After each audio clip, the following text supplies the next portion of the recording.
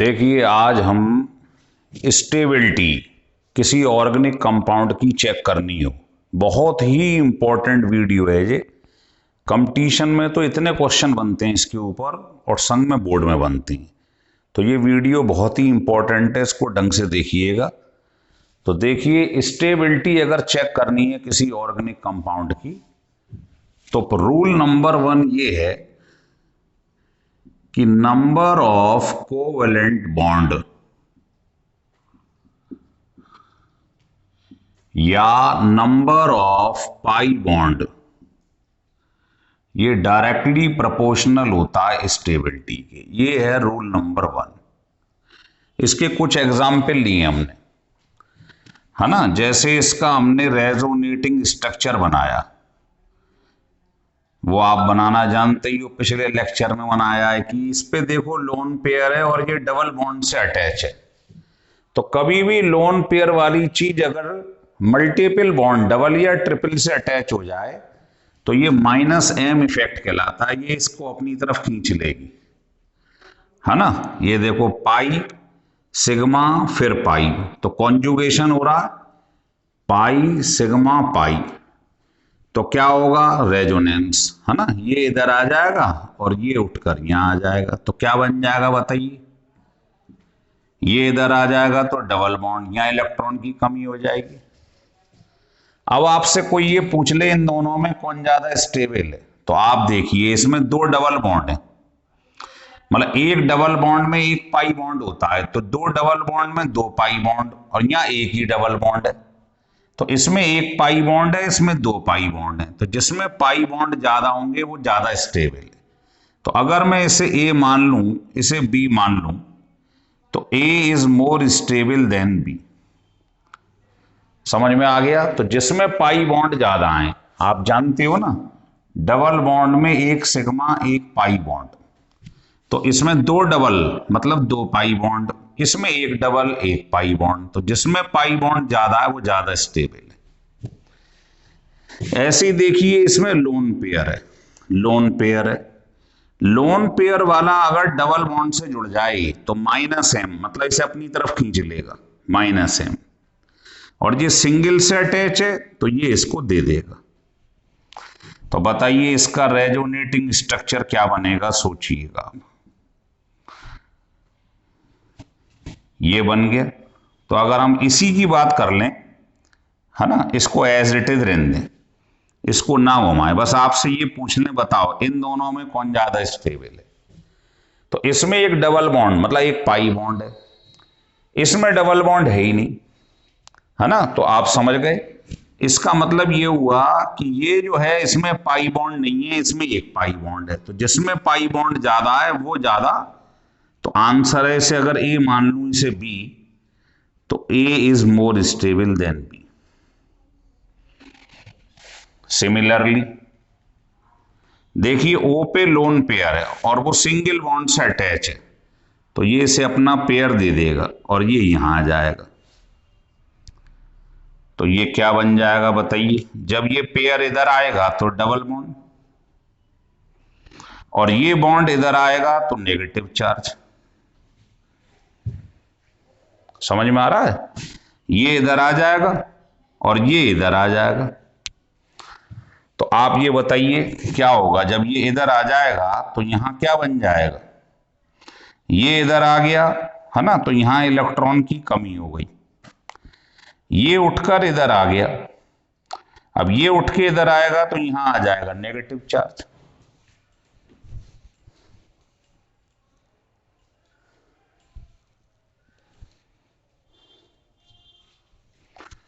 बताइए,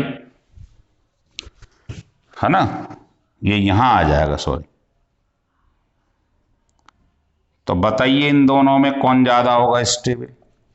इसमें एक पाई बॉन्ड है, इसमें 2 पाई बॉन्ड है, तो जिसमें पाई बॉन्ड ज्यादा होंगे वो ज्यादा स्टेबल है। इसका मतलब बी ए से ज्यादा स्टेबल है। तो आपको तो स्ट्रक्चर दे देगा पेपर में और पूछेगा कौन ज्यादा स्टेबल है, तो आप अभी रेजोनेटिंग स्ट्रक्चर पे मत जाओ। मैंने पूछा इन दोनों में कौन ज्यादा स्टेबल है, तो आप कहोगे इसमें पाई बॉन्ड ज्यादा है, इन दोनों में बताओ इसमें पाई बॉन्ड ज्यादा है, इन दोनों में बताओ इसमें 2 पाई बॉन्ड है, इसमें 1 पाई बॉन्ड है, तो ये ज्यादा स्टेबल। लिख लीजिएगा।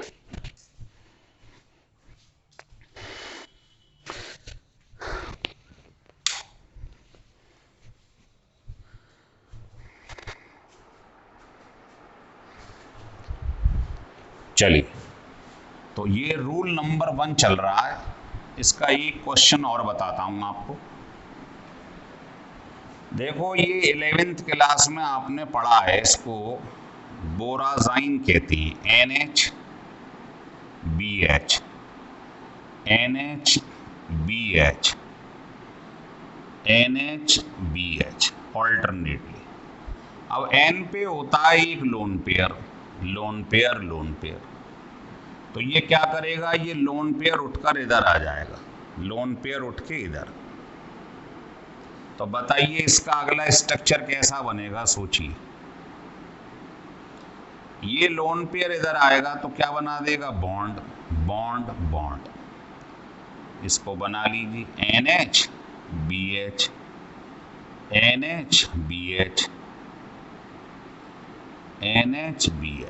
ऐसे बना लीजिए। अब N के पास आप देखो, 1 बॉन्ड, 2 बॉन्ड और 1, तो टोटल 4 बॉन्ड हो गए। जबकि N के संग क्या होता है, 3 बॉन्ड, तो इस पर प्लस चार्ज लगा दो।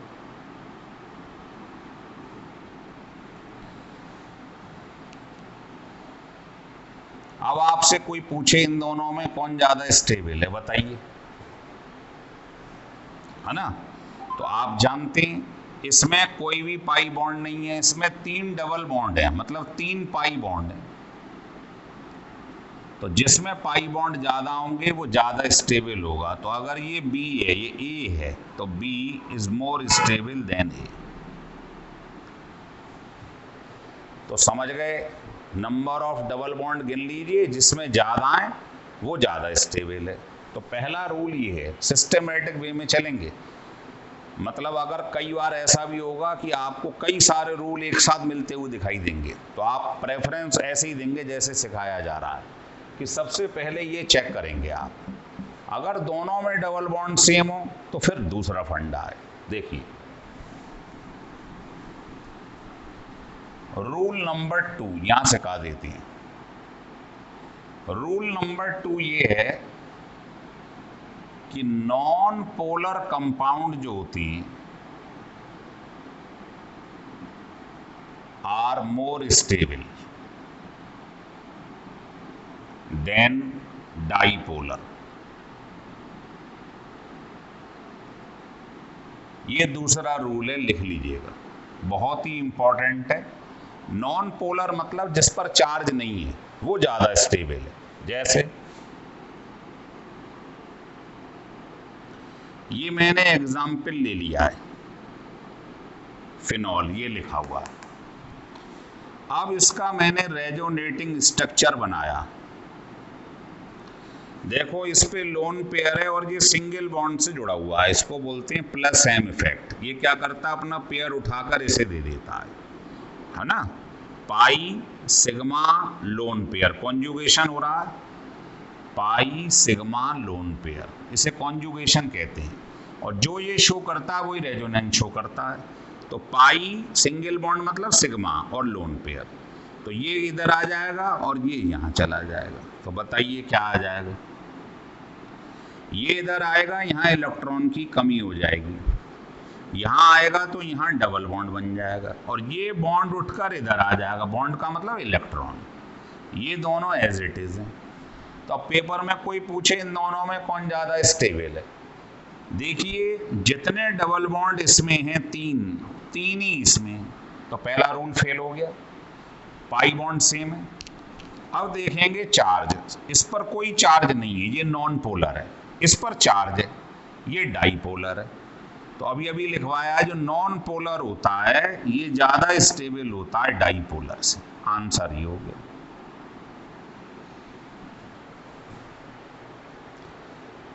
ये दूसरा फंडा है, और सीक्वेंस से लगाना है, पहले ये चेक करना है फिर ये चेक करना है, उल्टा मत कर देना कहीं पे। लिख लीजिएगा,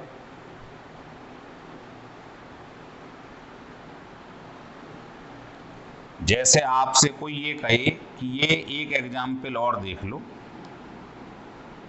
ये एनिलीन है, इस पर लोन पेयर है, क्या होगा इसका आइसो ये बनाओ रेजोनेटिंग स्ट्रक्चर, इस पे लोन पेयर है तो ये इधर आ जाएगा, ये इधर चला जाएगा, ऐसी। तो इस पर क्या होगा, पॉजिटिव चार्ज, और ये इधर चला जाएगा, ये एज इट इज है। तो देखिए इस पे कोई चार्ज नहीं है, नॉन पोलर, इस पर चार्ज है डाइपोलर, तो ये वाला ज्यादा स्टेबल है इस वाले से, लिख लीजिएगा।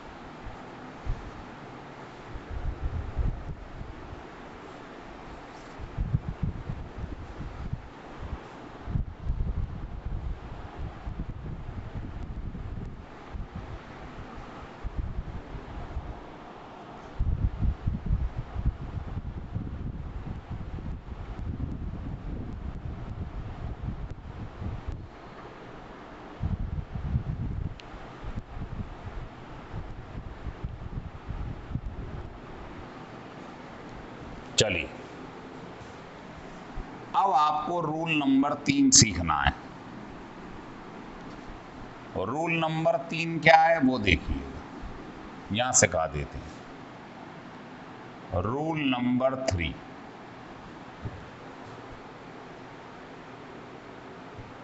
लिखो molecule having complete octet is more stable than incomplete octet.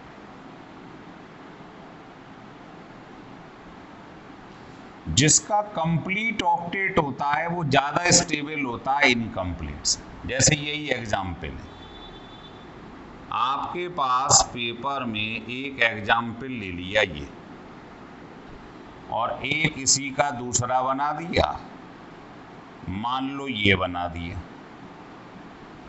इसका नाम ए डाल दिया, इसका बी, बताइए कौन ज्यादा स्टेबल है। तो आप देखोगे ये जो बी लिखा है तुम्हारे पास, इस पे आप ढंग से देखिएगा, ये बी जो दिखाई दे रहा है इसका बोरॉन के बाहर कितने इलेक्ट्रॉन होते हैं, 3। इसने एक शेयर इधर कर लिया, एक इधर एक इधर, तो इसके पास 6 रह गए। और अगर इसको देखें, इसके पास क्या स्थिति है, देखो इधर एक एच, इधर एक एच और माइनस और लगा हुआ है, तो बोरॉन के बाहर होते हैं 3, एक इधर शेयर करा, एक इधर करा, 2 इधर करे, एक बचा हुआ है, तो इसके पास 8 हो गए।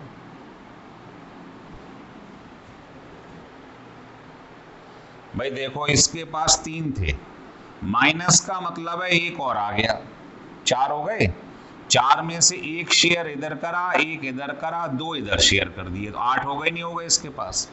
तो इसका कंप्लीट ऑक्टेट है, इसका इनकम्प्लीट है, तो आप कहेंगे बी ज्यादा स्टेबल है ए से। ऐसे ही एक एग्जाम्पल इन्होंने और लिया हुआ है, ले लीजिएगा। अब इस पे लोन पेयर है तो क्या करेगा जी, यहां आ जाएगा, तो यहां इलेक्ट्रॉन्स की कमी हो जाएगी, यहां पेयर आएगा, डबल बॉन्ड हो जाएगा, और यहां नेगेटिव चार्ज। एक बात ध्यान रखना, जब भी रेजोनेटिंग स्ट्रक्चर बनाओ डबल हेडेड एरो बीच में लगाते हैं, ये मेरे रेजोनेंस वाले लेक्चर में देख लेना आप। और दूसरा, चार्ज जो है वो कंजर्व रहेगा। बताओ यहाँ कोई चार्ज है, नहीं है, तो यहाँ भी एक पॉजिटिव है एक नेगेटिव है, कोई चार्ज नहीं है, नलीफाई कर देंगे एक दूसरे को, मतलब चार्ज सेम रहना चाहिए। समझ में आ रहा है? चलिए, जैसे इस पर एक नेगेटिव चार्ज था तो इसमें भी एक नेगेटिव चार्ज था, चार्ज सेम रहना चाहिए। अब बताओ दोनों में कौन ज्यादा स्टेबल है? तो अगर आप इस बी को चेक करो तो इस बी के ऊपर इलेक्ट्रॉन 6 हैं, और इस बी को चेक करो तो इस पर इलेक्ट्रॉन 8 हैं, तो आप कहेंगे बी वाला स्ट्रक्चर ज्यादा स्टेबल है।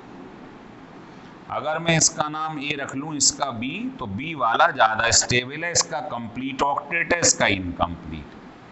तो ये था रूल नंबर 3, लिख लीजिएगा।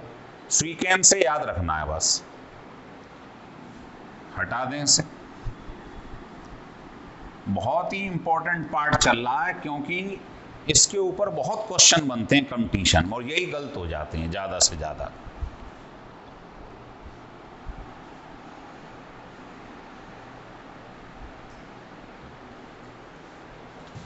देखिए रूल चौथा, मान लो इफ, पहला रूल क्या था बताना, नंबर ऑफ कोवेलेंट बॉन्ड या पाई बॉन्ड या पाई इलेक्ट्रॉन सेम हो जाए, मान लो। दूसरा रूल क्या पढ़ा था आपने, कि दूसरा आपको ये दिखाई दे कि दोनों के अंदर, सेकंड रूल क्या पढ़ा था, सेकंड रूल, कि जो नॉन पोलर कंपाउंड है वो ज्यादा स्टेबल होता है पोलर से, ये भी सेम हो जाए। तीसरा, सबका कंप्लीट ऑक्टेट हो, कंप्लीट ऑक्टेट हो, ये भी सेम हो जाए। तब आता है रूल नंबर 4। रूल नंबर 4 हमें ये बताता है, अगर नेगेटिव चार्ज आ जाए इलेक्ट्रोनेगेटिव एलिमेंट पे, जैसे ऑक्सीजन, सल्फर, हैलोजन, इसे, या पॉजिटिव चार्ज आ जाए इलेक्ट्रो पॉजिटिव एलिमेंट पे, मतलब मेटल पे, तो वो क्या करता है, एनहेंस कर देता है देयर स्टेबिलिटी, मतलब इनकी स्टेबिलिटी को बढ़ा देता है। मतलब किसी डकैत आदमी को तुम और हथियार दे दो, नेगेटिव चार्ज दे दो नेगेटिव चीज को, इन पे नेगेटिव तो होता ही है इलेक्ट्रोनेगेटिव पे, इन्हें नेगेटिव और दे दो तो ये और स्टेबल हो जाएंगे। और पॉजिटिव आदमी को पॉजिटिव चीज दे दो तो वो भी बढ़ जाएगा। और उल्टा हो जाए अगर, कि नॉन मेटल जो नेगेटिव है उस पर पॉजिटिव चार्ज आ जाए तो स्टेबिलिटी कम हो जाएगी। तो ये है चौथा रूल, इसको लगा के दिखा रहे हैं कुछ एग्जाम्पल से। लिखिए पहला रूल, मान लो पेपर में एग्जाम्पल ये ले लिया, ये ले लिया, ठीक है। अब आपसे किसी ने कहा इसका स्ट्रक्चर बनाया है ना, तो इस पे नेगेटिव चार्ज है, तो ये क्या कर रहा है, ये इलेक्ट्रॉन यहां आ गया, ये यहां आ गया, तो बताइए यहां डबल बॉन्ड हो जाएगा, ठीक है। और जब ये यहां आएगा तो यहां नेगेटिव चार्ज हो जाएगा। अब आपसे कोई पूछे इन दोनों में बताओ कौन ज्यादा स्टेबल है, इस पे O के ऊपर नेगेटिव चार्ज था, इसमें O के ऊपर नेगेटिव चार्ज नहीं है, तो नॉन मेटल के ऊपर नेगेटिव चार्ज है, तो ये साफ लिखा है नेगेटिव चार्ज अगर नॉन मेटल पे आ जाए इलेक्ट्रोनेगेटिव पर तो वो उसकी स्टेबिलिटी बढ़ जाती है। अगर ये A है, ये B है, तो A ग्रेटर देन B हो जाएगा। समझ में आ रहा है, नॉन मेटल पे नेगेटिव चार्ज उसकी शक्ति बढ़ा देता है, लिख लो।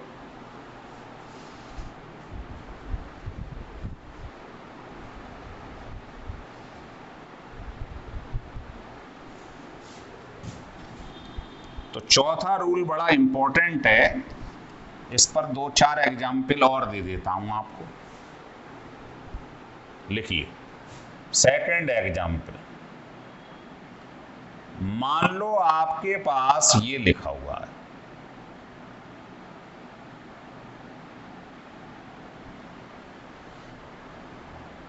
मान लो आपके पास ये लिखा हुआ है, कुछ एग्जाम्पल ले लेते हैं जिससे समझ में आ जाए।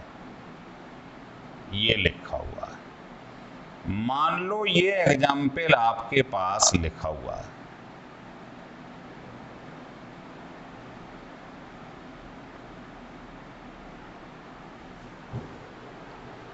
ठीक है।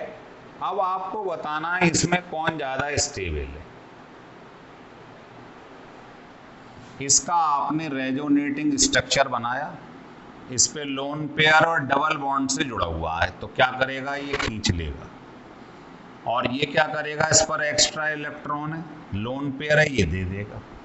ध्यान रखा करो, लोन पेयर वाली चीज डबल बॉन्ड से जुड़ जाए तो माइनस एम इफेक्ट, मतलब खींचेगा। और अगर इस पे लोन पेयर है और ये सिंगल से जुड़ा है तो प्लस एम, मतलब पेयर दे देगा। तो बताइए यहाँ डबल बॉन्ड आ जाएगा, यहां से एक बॉन्ड ले लेगा नेगेटिव चार्ज, ये एज इट इज है।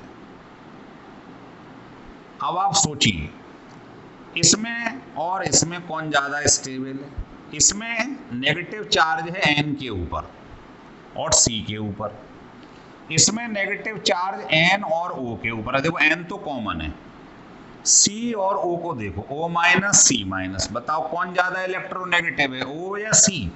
ओ। तो इसका मतलब जो ज्यादा इलेक्ट्रोनेगेटिव है उसको नेगेटिव चार्ज दे दिया और ताकतवर हो गया वो।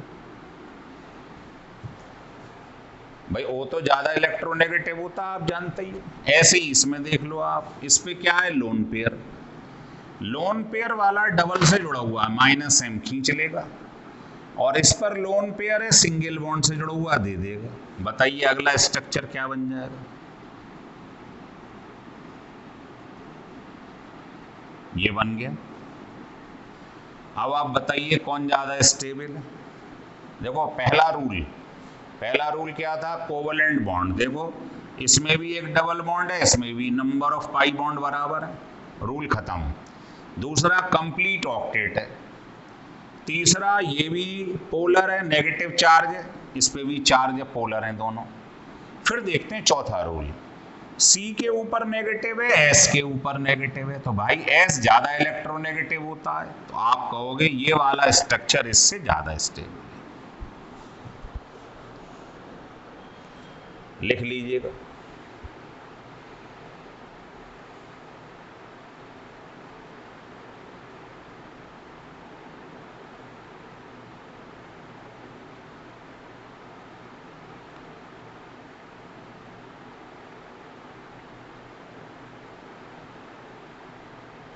आ रहा है समझ में?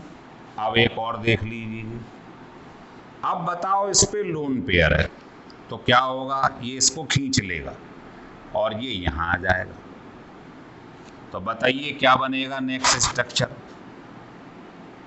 तो आप कहेंगे साहब जब ये बॉन्ड इधर आएगा तो इस पर नेगेटिव चार्ज आ जाएगा, और ये जब लोन पेयर इधर आएगा तो क्या बनता है ये, और ये एज इट इज रहेगा।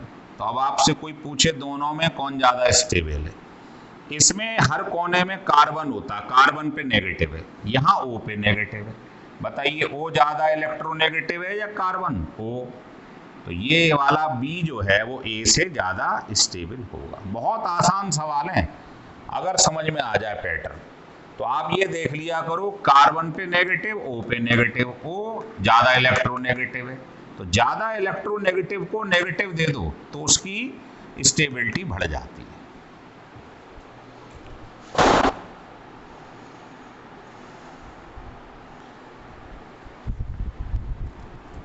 हो रहा है क्लियर? चलिए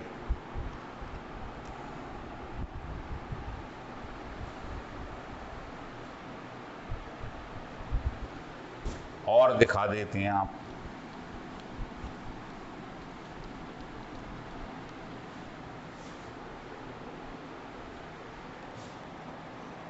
लिखिए रूल नंबर 5, लिखो, charge separation between opposite charges increases, stability decreases। जैसे मान लीजिए ये पेपर में ये लिखा हुआ है, ये फिनॉल है, आपने इसका रेजोनेटिंग स्ट्रक्चर बनाया, ये बना लिए। अभी आपको नहीं बनाना है, अभी मैं आपको जल्दी जल्दी इसके रेजोनेटिंग स्ट्रक्चर बना के दिखा रहा हूँ।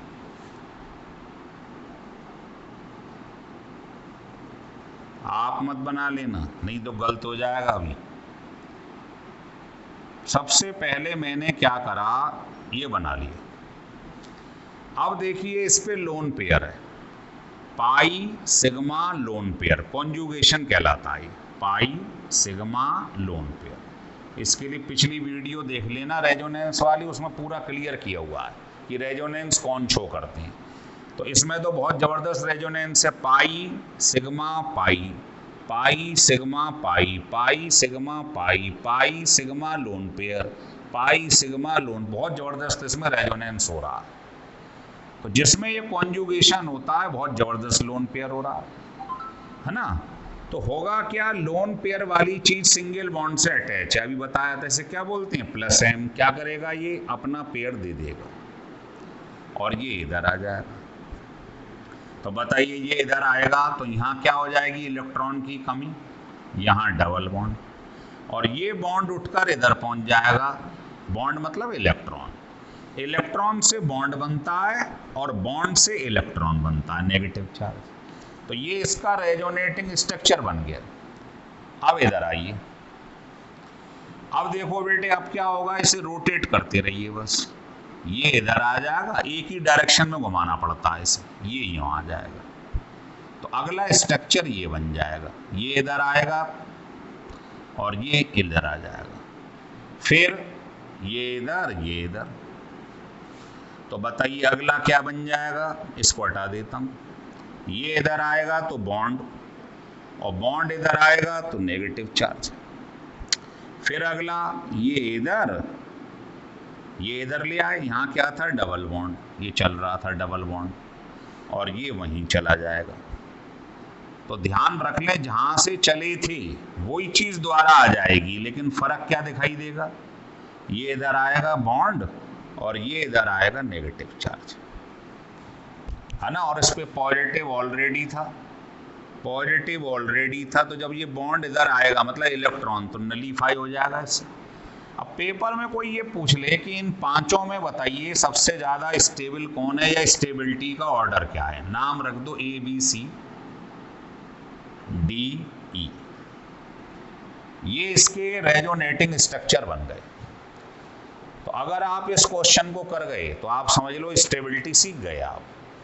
सबसे पहले देखिए, इसमें 3 डबल बॉन्ड हैं, इसमें भी 3 है, इसमें भी 3 है, तो पहला रूल फेल।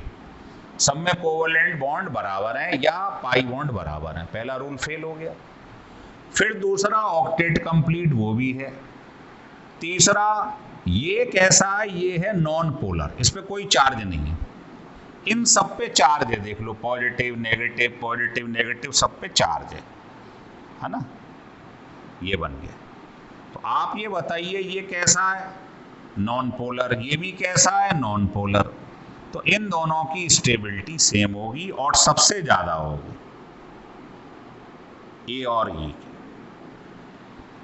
ये भी नॉन पोलर, ये भी नॉन पोलर, इन दोनों की स्टेबिलिटी सेम। नॉन पोलर ज्यादा स्टेबल होता है डाईपोलर से, जिन पे चार्ज होता है। अब इस पे भी चार्ज है, इस पे भी चार्ज है, इस पे भी चार्ज है। तो ये वाला रूल देखिए, इसमें चार्ज बगल बगल में है, इसमें भी बगल बगल में है, इसमें दूर है। तो जितना चार्ज सेपरेशन बढ़ता जाएगा स्टेबिलिटी कम होती जाएगी। तो इसमें चार्ज सेपरेशन सबसे ज़्यादा है, एक दूसरे से सबसे दूर है, इसमें बगल में, इसमें भी बगल में।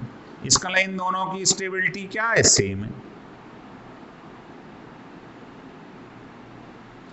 बी वाले की और डी की, और सबसे कम होगी जिसका चार्ज सेपरेशन सबसे ज़्यादा है। ये आंसर हो गया, ये है ऑर्डर ऑफ स्टेबिलिटी। फिर समझ लो, ये नॉन पोलर कोई चार्ज नहीं है, इस पे भी नहीं है। तो आपको बताया था हमने सेकंड रूल कि नॉन पोलर स्ट्रक्चर ज़्यादा स्टेबल होता है डाईपोलर से, जिस पे चार्ज नहीं है वो ज़्यादा स्टेबल होता है। इस पे भी चार्ज नहीं है, इस पे भी नहीं है, तो ये दोनों की स्टेबिलिटी सेम होगी। इस पे भी चार्ज है, इस पे भी है, इस पे भी। इसको कैसे देखेंगे, देखो इसमें चार्ज बगल बगल में है, इसमें भी बगल बगल में, तो ये दोनों की सेम होगी। इसमें चार्ज सबसे दूर है, तो जितना चार्ज सेपरेशन बढ़ता है उतनी स्टेबिलिटी कम होती है, तो इसकी स्टेबिलिटी लीस्ट हो जाएगी। बना लीजिए।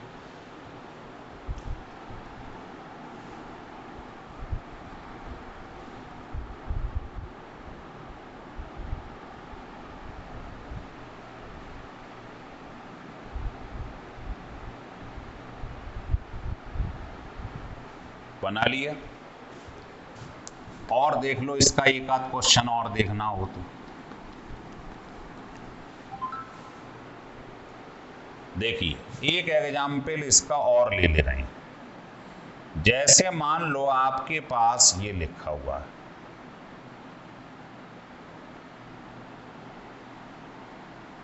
ये लिखा हुआ, अब इसी का आपने रेजोनेटिंग स्ट्रक्चर बना दिया। इस पे लोन पेयर है और सिंगल बॉन्ड से अटैच है, तो ये यहां आ जाएगा, ये यहां आ जाएगा। तो बताइए अगला स्ट्रक्चर कैसा बन जाएगा? लोन पेयर इधर आएगा, बॉन्ड बन गया, और बॉन्ड उठकर इधर जाएगा तो नेगेटिव चार्ज आ जाएगा। ये एज इट इज है। इसका नाम ए रख लो, इसका नाम बी रख लो, है ना। फिर चाहो तो इसको भी आप रोटेट कर सकते हो कि ये यहां आ जाएगा, ये यहां आ जाएगा। तो बताइए क्या बन जाएगा?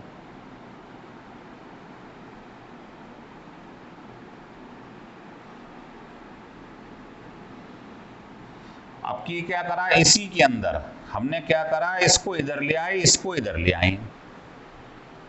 आ रहा है समझ में? तो बताइए इस पे कैसा चार्ज आ जाएगा? जब ये इधर आएगा तो इलेक्ट्रॉन की कमी हो जाएगी। अब इन तीनों में आपसे कोई पूछ ले, बताओ सबसे ज्यादा स्टेबल कौन है? सोच के बताइएगा। तो बताइए, इसमें दो डबल बॉन्ड हैं, इसमें भी दो हैं, इसमें भी दो हैं, पहला रूल फेल, ऑक्टेट कंप्लीट है। लेकिन ये कैसा है, नॉन पोलर, इस पे कोई चार्ज नहीं है, इस पे चार्ज है, तो ये तो सबसे ज्यादा स्टेबल हो गया। अब इन दोनों को देखो, इसमें दोनों चार्ज अपोजिट चार्ज बगल बगल में है, इसमें दूर दूर है, तो जितना चार्ज सेपरेशन बढ़ता है स्टेबिलिटी कम होती जाती है। इसमें दूर है तो सबसे कम स्टेबल ये हो जाएगा। आ गया समझ में? बना लीजिए।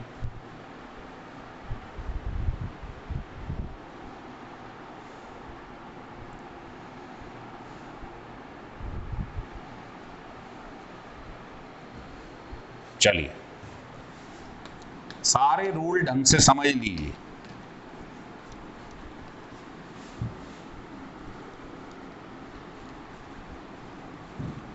देखिए, अब आता है रूल सिक्स्थ।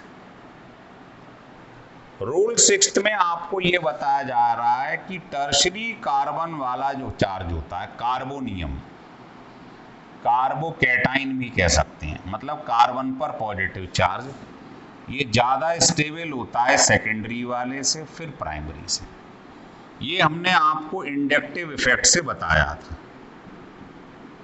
इसको याद रखिए कि टर्शरी कार्बोकैटाइन ज़्यादा स्टेबल है सेकेंडरी से, फिर प्राइमरी से। जैसे मैं एक एग्जाम्पल लेके आपको अपनी बात रखता हूं। मान लो आपके पास कोई ऐसे लिखा हुआ है और इसी का आपने एक और स्ट्रक्चर बना लिया और इसी पॉजिटिव चार्ज को आपने यहां कर दिया। अब आपसे कोई पूछ रहा है कि बताओ ये दोनों स्ट्रक्चर हैं, बताइए इन दोनों में कौन ज्यादा स्टेबल है? तो देखो, डबल बॉन्ड सेम है, एक एक है, ऑक्टेट कंप्लीट है।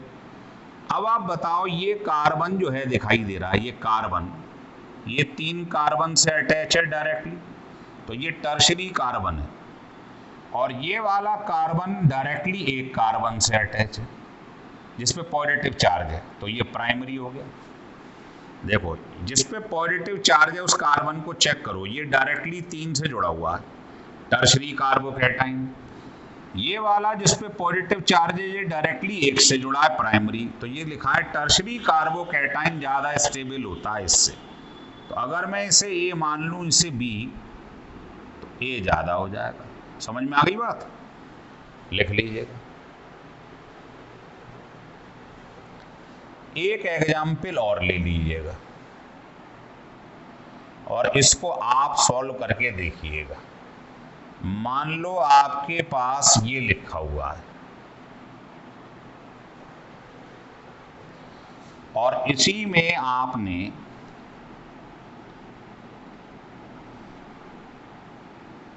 इसी का एक आइसोमेरिक स्ट्रक्चर और बना दिए। बताइए, ये ध्यान रखना, इधर एक पॉजिटिव है तो इधर भी एक पॉजिटिव है। बताइए क्या करेंगे आप? कौन ज्यादा स्टेबल है? इसमें भी एक डबल बॉन्ड है, इसमें भी एक डबल बॉन्ड है, चार्ज सेम है। तो आप देखेंगे कार्बन को, इस वाले फंडे को, यथा ये कार्बन जो दिखाई दे रहा है ये वाला, ये डायरेक्टली दो कार्बन से अटैच है तो इसे बोलेंगे सेकेंडरी। और ये वाला जो कार्बन है ये डायरेक्टली एक कार्बन से अटैच है, ये वाला, ये प्राइमरी है। तो बताइए सेकेंडरी और प्राइमरी में कौन ज्यादा होगा? सेकेंडरी। तो अगर ये ए है ये बी है तो ये बताओ ज्यादा स्टेबल हुआ कि नहीं हुआ? तो ये रूल है सिक्स्थ रूल, जो कम इस्तेमाल होगा लेकिन हो सकता है। सारे रूल ध्यान रखिएगा। लिख लिया?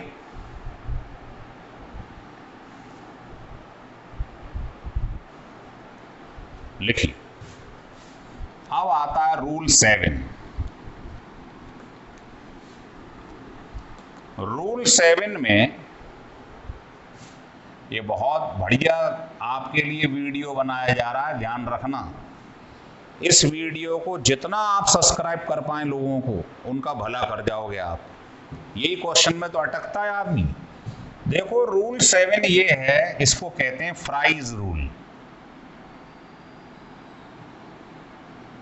कि जितने नंबर ऑफ बेंजीन रिंग ज्यादा होंगी उतना उसकी स्टेबिलिटी ज्यादा हो। जैसे मान लो मैंने आपको कोई क्वेश्चन दे दिया, ये क्वेश्चन लिखा हुआ है, ऐसे बना दिया है ना, ऐसे बना दिया। अब कोई आपसे पूछ ले कि बताइए साहब इसी का एक स्ट्रक्चर और बना दीजिएगा, इसको तो एज इट इज रखा हुआ है और बाकी को आप क्या करेंगे, इसको तो ऐसे ही रखा हुआ है, इसको यहां से लेगा।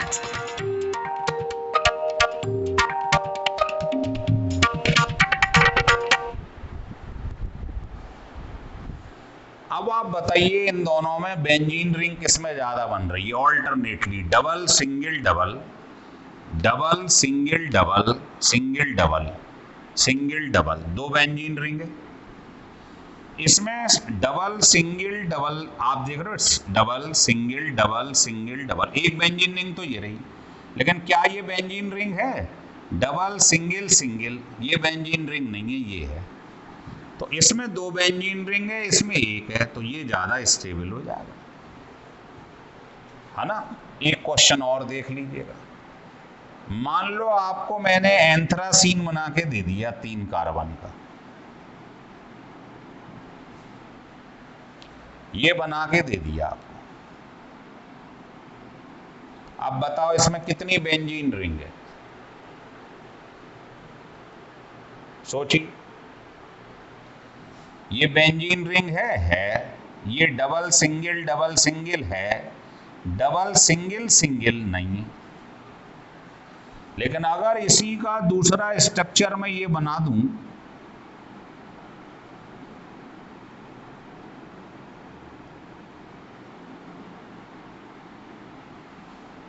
ऐसे ना बनाकर ये बना दूं,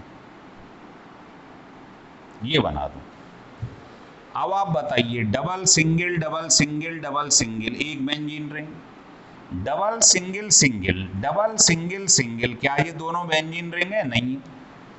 तो इसमें दो बेंजीन रिंग है, इसमें एक बेंजीन रिंग है, तो बताइए ज्यादा स्टेबल हो गया नहीं हो गया? ये कहलाता है fries rule.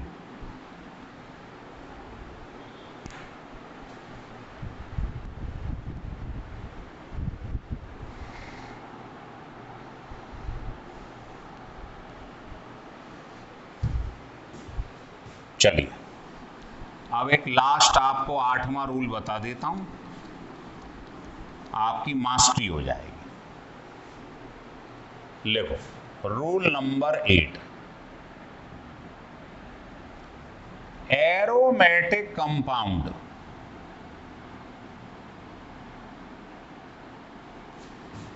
are more stable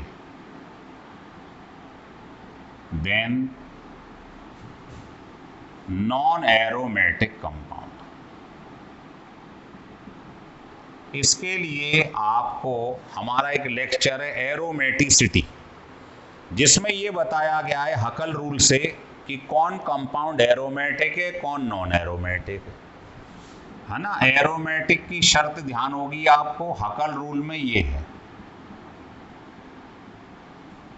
N, इसमें क्या होगा होल नंबर, और नॉन एरोमेटिक के लिए आपको मालूम ही है ये नहीं लगेगा, है ना। जैसे कोई आपसे ये पूछ ले कि आपके पास एक कंपाउंड लिखा है, मान लो ये लिखा हुआ है, ऐसे बना लो,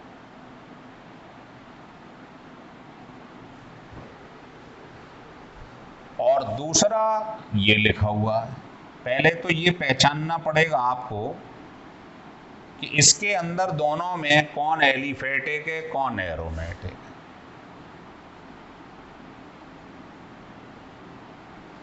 ये बना लीजिए। तो पहले तो इन दोनों स्ट्रक्चर के अंदर आप ये पहचानो कौन एरोमेटिक है कौन नॉन एरोमेटिक। देखो रिंग के अंदर देखो आप, बाहर नहीं, रिंग के अंदर ये एक डबल बॉन्ड, ये दो डबल बॉन्ड, है ना। ये एक पाई बॉन्ड, ये दूसरा पाई बॉन्ड रिंग के अंदर। तो हकल रूल में ये होता है 4n + 2 = पाई इलेक्ट्रॉन। चेक करते समय इक्वल टू लगा देती है। अब आप बताइए इसमें 2 पाई बॉन्ड है तो पाई इलेक्ट्रॉन कितने हो गए? 4। भाई एक पाई बॉन्ड का मतलब होता है 2 पाई इलेक्ट्रॉन, याद है। एक बॉन्ड का मतलब 2 इलेक्ट्रॉन। बॉन्ड किससे बनता है? एक बॉन्ड का मतलब है 2 इलेक्ट्रॉन की शेयरिंग। एक एक इलेक्ट्रॉन की शेयरिंग करी 2 इलेक्ट्रॉन, तभी तो एक बॉन्ड बनता है। तो 2 पाई बॉन्ड है तो बताओ इसका मतलब 4 पाई इलेक्ट्रॉन हो गए, तो n फ्रैक्शन में आ गया। इसका मतलब ये एरोमेटिक नहीं है। इसमें आ जाओ, देखो पाई पाई जो नेगेटिव चार्ज होता है रिंग के अंदर, इसको भी 2 पाई इलेक्ट्रॉन मानते हैं। याद है एरोमेटिसिटी वाला टॉपिक। तो 2 pi electron 2 pi electron 2 pi electron, तो आप कहोगे 6 पाई इलेक्ट्रॉन। इसका मतलब ये आ गया 1 एरोमेटिक है, ये नॉन एरोमेटिक है। तो एरोमेटिक वाला ज्यादा स्टेबल होता है, आंसर ये हो गया। तो इसके लिए आपको पहले एरोमेटिसिटी चेक करनी आनी चाहिए हकल रूल से। तो ये हैं कुल 8 रूल, बहुत इंपॉर्टेंट हैं। सारे स्टेबिलिटी के ऑर्गेनिक के सवाल सॉल्व कर देंगे जी, अगर इसको स्टिल कर करके बार बार पढ़ें। बहुत ही स्पेशल वीडियो बना रहा हूं आपके लिए ये, है ना। ये आपको जीवंत कर देगा, ध्यान रखना स्टेबिलिटी को। लेकिन इसे स्टिल कर करके पूरा पढ़ना है, ये नहीं 2 लाइन पढ़ी छोड़ दिया। अपने मित्र बंधुओं को भी दें और कहें मैक्सिमम लोग इसे लाइक और सब्सक्राइब करें।